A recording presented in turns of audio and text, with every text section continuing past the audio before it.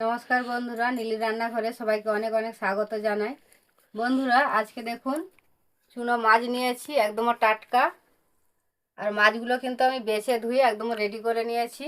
আজকে এই চুনো মাছেরই পেঁয়াজ দিয়ে সরষা দিয়ে ঝাল রান্না করবো। আপনারা পুরো ভিডিওটি দেখতে থাকুন।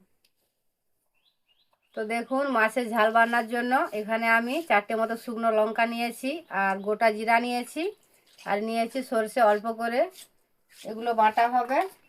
আর এখানে আমি 3টে বড় সাইজের পেঁয়াজ দেখুন কেটে নিয়েছি, এটাকে বাটা হবে। তো মা মশলাটা বাটবে আর আমি মাছগুলো ভাজবো।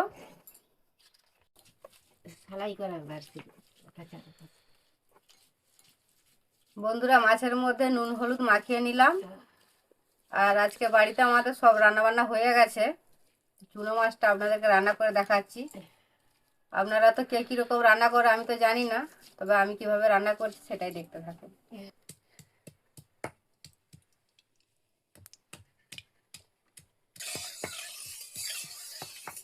বন্ধুরা, মাছ ভাজার জন্য কড়াইয়ের মধ্যে সরষের তেল দিয়ে দিলাম। আর এই যে দেখুন, তেলও খুব ভালো করে গরম করে নিয়েছি। আর যে কোনো মাছ ভাজার আগে কিন্তু তেল খুব ভালো করে গরম করে নিতে হবে, না হলে কিন্তু মাছ সব ভেঙে যাবে।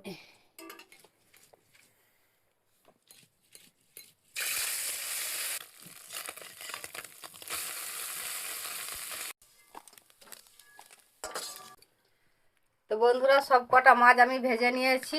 আর মাছগুলো হালকা করে ভেজেছি, কারণ ঝাল রান্না করবো তো খুব বেশি কড়া করে ভাজলে আবার তেতো লাগবে। আর এদিকে দেখুন, মায়ের মশলা বাটাও হয়ে গেছে। এই যে সর্ষে, গোটা জিরে আর গোটা লঙ্কা বেটে নিয়েছে, আর এখানে 3টে পেঁয়াজ বেটে নিয়েছে। তো এবার আমি রান্নাটা শুরু করব।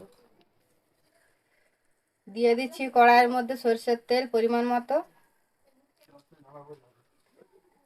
তো দেখুন, তেলটা খুব ভালো করে গরম করে নিয়েছি। এই যে দিয়ে দিচ্ছি পেঁয়াজ বাটা